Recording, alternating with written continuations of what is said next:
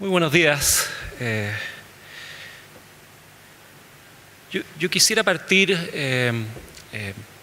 mencionando el trabajo que estamos realizando en el Observatorio de Políticas de Adecualis que introducía Mónica. Como señalaba, se trata de una tercera actividad que estamos realizando desde que iniciamos el trabajo del observatorio hace 2 años atrás.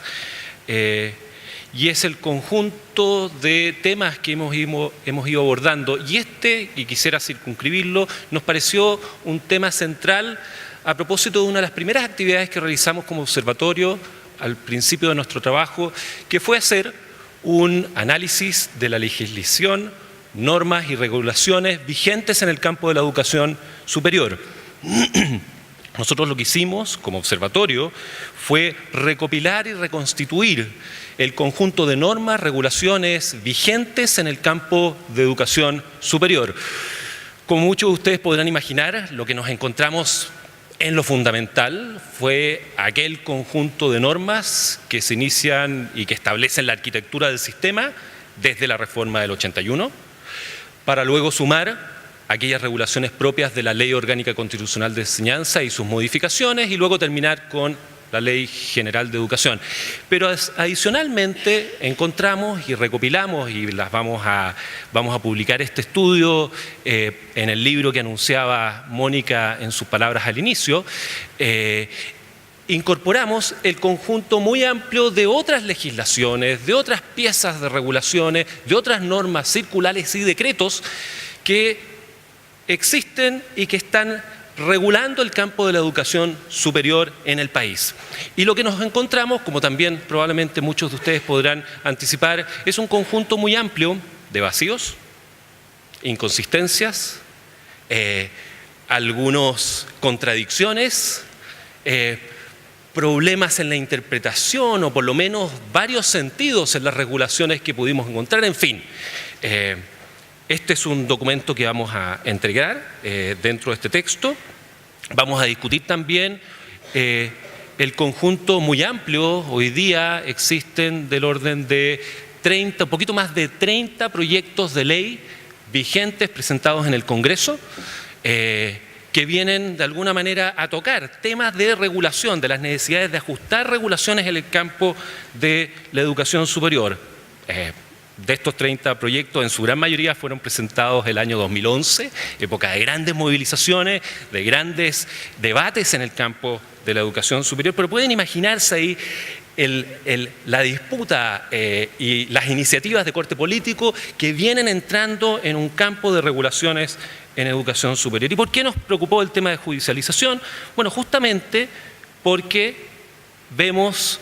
una creciente aparición y actividad en el campo de las cortes, del sistema judicial, del sistema de administración de la justicia, y la verdad que otros sectores también, otras instituciones del aparato estatal, como pueden ser instituciones que garantizan el orden constitucional, como el Tribunal Constitucional, o que regulan el sistema administrativo, como pueden ser instituciones como Contraloría u otras. Entonces, hemos visto bastante actividad que antes no conocíamos en estos sectores, y a propósito de estas vacíos y inconsistencias en el marco jurídico, nos pareció que era un tema de enorme interés. Como señalaba Lorena al principio, este es un tema que prácticamente no tiene discusión previa en el país. No hemos encontrado discusión en torno a los fenómenos de judicialización. No obstante, a nivel internacional existe cierta literatura, no es abundante, pero existe cierta literatura que ha aparecido ciertamente en otros campos, en los campos de la salud, de las libertades, de los derechos, y crecientemente en el campo de educación superior. ¿Qué es judicialización? ¿O qué podemos entender por judicialización en las políticas o de las políticas en educación superior? Entendemos judicialización en lo fundamental como un proceso creciente, esto es lo primero, donde las Cortes de Administración de la Justicia, las Cortes de Justicia, adquieren un creciente protagonismo, asertividad frente a un asunto que anteriormente era resuelto por lo fundamental, por otras instituciones o bien políticas o bien administrativas. Entonces las Cortes asumen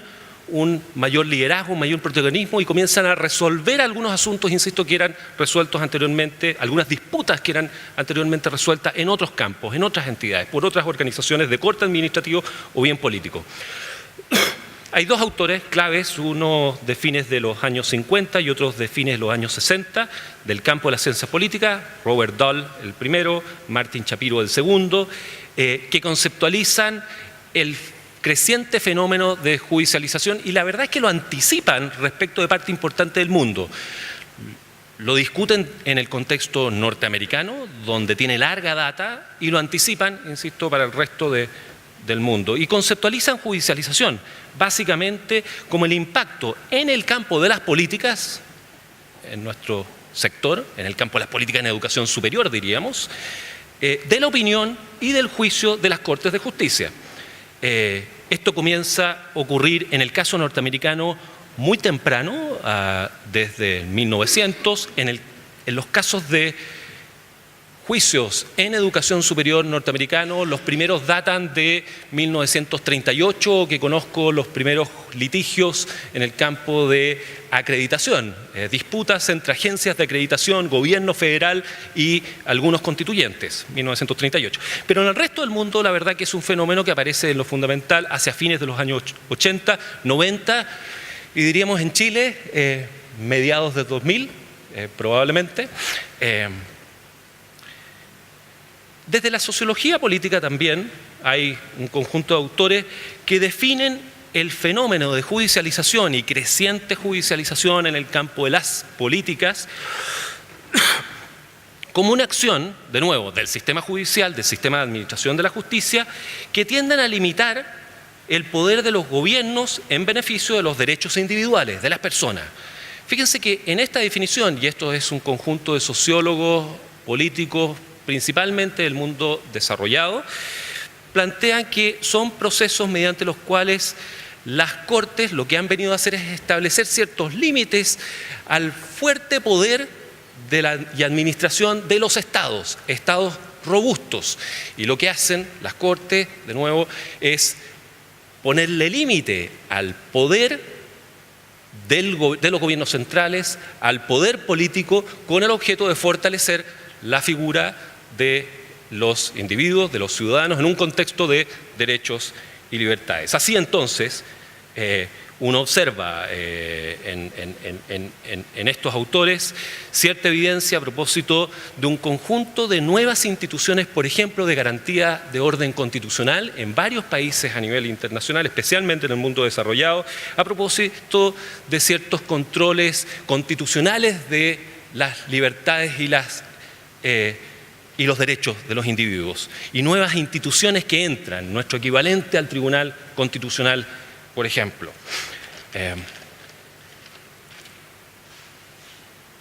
Sería el control judicial de la Constitución. Hay un autor, y aquí quiero comenzar quiero plantear básicamente dos grandes sugerencias a propósito de los límites y posibilidades en este proceso creciente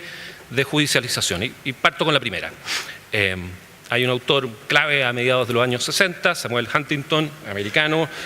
cientista político de la Universidad de Harvard, y un ya clásico texto, El choque de las civilizaciones, donde discute y pone en tela de juicio la vieja definición en torno a la democracia. Los estados, las democracias que se venían desarrollando en parte importante del mundo, no solamente pueden seguir siendo definidas desde el punto de vista de su carácter eleccionario y del escrutinio de sus autoridades. Esa es una definición limitante. Y Huntington lo que plantea es que efectivamente en el mundo se observan algunas democracias consolidadas, él se identifica por supuesto aquellas de Estados Unidos y otras potencias, pero también observa y es muy crítico respecto de algunas otras democracias también, particularmente en el caso latinoamericano, que no obstante cumplían con el requisito de la vieja definición de escrutinio en torno a las autoridades políticas. Se trata de democracias en consolidación o poco consolidadas, desde el punto de vista que son democracias que aun cuando cumplían con este requisito básico, no tenían mecanismos u otros mecanismos que permitieran participación genuina y se observaban ciertos autoritarismos al interior de estas democracias, o democracias, por ejemplo, donde el poder político, sin embargo, era de tal magnitud en una institucionalidad con problemas, donde el poder político era capaz de intervenir, por ejemplo, otros poderes independientes, como por ejemplo es el caso de los sistemas de administración de la justicia. Y aquí voy y quiero hacer el punto a propósito de uno de los posibles riesgos de judicialización en el caso de aquellos casos de aquellos países cuyas democracias no consolidadas, con una institucionalidad precaria, con una legislación precaria, en ocasiones presentan el riesgo desde el punto de vista conceptual y político, por supuesto, que los procesos de judicialización entren en riesgo a propósito de que no existan suficientes condiciones de garantía, autonomía dentro del aparato del Estado. Entonces, primer tema. Desde un punto de vista de autores más cercanos, por ejemplo, como puede ser el caso de Norbert Lechner, que hace también un análisis a propósito de la evolución del Estado en Latinoamérica y su discusión en torno al aparato del Estado y su crisis y la crítica que recibe hacia los años 60 y 70, su análisis sería más bien, a diferencia de un análisis en torno a procesos de consolidación de la democracia, más o menos, su planteamiento sería más bien que la crítica a los estados centrales en los años 60 aparece en muchos países, en el caso latinoamericano, más bien como una crítica y un proceso de desmantelamiento del aparato del Estado. Esta es otra observación, otra manera de abordar el problema de la institucionalidad acerca de los procesos de judicialización, sin embargo, ahora ya no en unos contextos de la definición en torno a ponerle límites al poder político del Estado, sino que qué es lo que ocurre cuando estos procesos de judicialización ocurren en unos contextos de un aparato del Estado y un gobierno político que más bien comienza a achicarse, a limitarse. Y son procesos entonces que ponen mucha más atención, no quizás respecto de la relación ciudadano con el aparato político y del Estado, sino que en ocasiones en una discusión entre ciudadanos, entre privados. Son las Cortes entonces que cumplen una función de estar resolviendo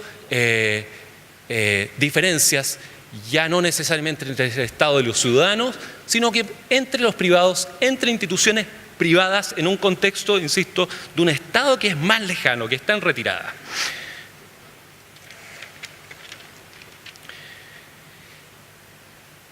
Hay ciertamente un espacio desde la sociología política, lo han anticipado estos autores, un espacio muy distinto de cuánto avanza la judicialización en países de experiencia anglosajona, una tradición que considera un conjunto de elementos en particular que se constituyen en torno al common law, al un establecimiento de una legislación que pone fuerte acento en la jurisprudencia, en aquella opinión y aquella legislación que se va gestando y desarrollando con las opiniones de las Cortes, y eso ciertamente es la experiencia norteamericana, fuertemente, donde las Cortes han cumplido un rol extraordinariamente importante en la discusión y modelación de las políticas, por ejemplo, en el campo de educación superior. En el caso chileno, sin embargo, cuyo modelo de administración de la justicia difiere de modo importante, caracterizado más bien como de corte continental, donde lo que aplica es fundamentalmente la ley.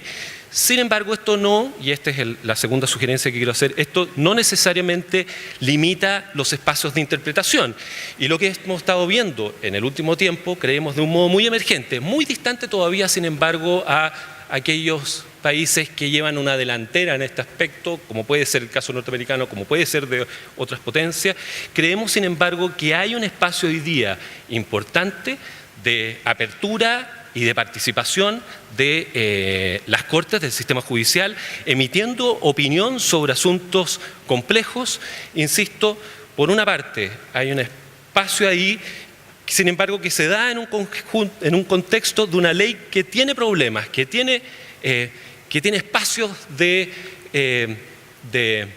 tiene ciertas inconsistencias. Entonces, dos temas centrales, y con esto cierro. Por una parte, la judicialización es una muy buena noticia en un contexto que lo que viene a hacer es a promover derechos, libertades de los ciudadanos. Sus riesgos, sin embargo, se dan, uno, cuando la institucionalidad política puede ser eventualmente débil y el aparato del Estado no es lo suficientemente poderoso. Y el segundo importante riesgo es que, especialmente en países como el nuestro,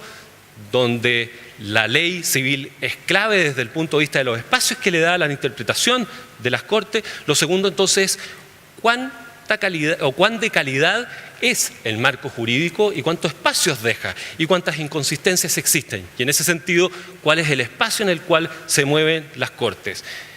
Judicialización es un proceso prometedor, importante, sin embargo, su futuro depende de modo importante de una institucionalidad más rica, más robusta y también de una política y legislación en el campo de educación superior que se haga cargo de enmarcar correctamente los derechos y libertades que se juegan en los temas más esenciales en el campo de la educación superior. Muchas gracias.